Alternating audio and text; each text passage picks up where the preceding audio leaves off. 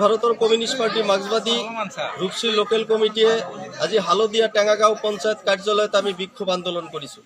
এই কাৰণে বিক্ষোভ আন্দোলন কৰিছোঁ, আপোনালোকে সকলোৱে জানে আমাৰ হালদিয়া টেঙাগাঁও গাঁও পঞ্চায়তখনৰ আজি বিভিন্ন ৰাস্তা ঘাট আছে, বিভিন্ন গুৰুত্বপূৰ্ণ ৰাস্তা আছে, এই ৰাস্তাসমূহ মেৰামতি নহয়। আজি যাৰ কাৰণে আজি ৰাস্তাসমূহত চলাচল কৰাত মানুহৰ খুব অসুবিধা হৈছে।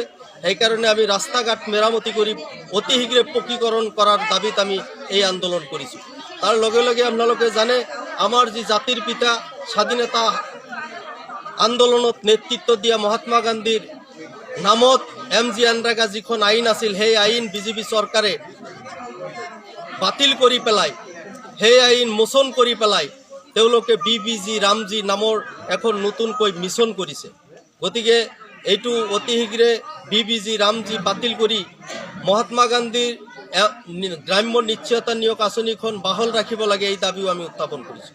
তাৰ লগে লগে চৰকাৰে ঘোষণা কৰিছিলে যিসকল মহিলাৰ বা যিটো পৰিয়ালৰ ৰেচন কাৰ্ড আছে সকলোৱে পৰিয়ালক অৰুণোদয় আঁচনিত অন্তৰ্ভুক্ত কৰিব। কিন্তু আজি 2 বছৰ পাৰ হ'ল, এতিয়ালৈকে মহিলাসকলক বা ৰেচন কাৰ্ড থকা হিতাধিকাৰীসকলক অৰুণোদয় আঁচনিত নাম অন্তৰ্ভুক্ত নকৰিলে। তাৰ লগে লগে 60 বছৰৰ ঊৰ্ধৰ যিসকল ব্যক্তি আছে তেওঁলোকক বৃদ্ধ পেঞ্চন দিয়াৰ ব্যৱস্থা কৰিব লাগে। আৰু এই বৃদ্ধ পেঞ্চনৰ লোকসকলক মাত্ৰ 250 টকাহে পেঞ্চন দিয়ে। আমি দাবী উত্থাপন কৰিছোঁ বৃদ্ধ পেঞ্চনৰ টকা ধন, এই ধন 2000 টকালৈ বৃদ্ধি কৰিব লাগে। জল জীৱন মিছনতো কেৱল পানীৰ টেপ দিয়া হৈছে।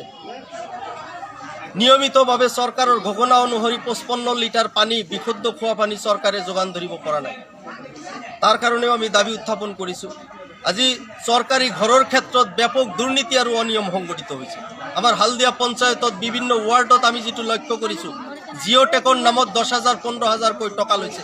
আজি অৰুণোদয় আঁচনিৰ নামতো 1000কৈ টকা লৈছে পঞ্চায়ত প্ৰতিনিধিসকলে।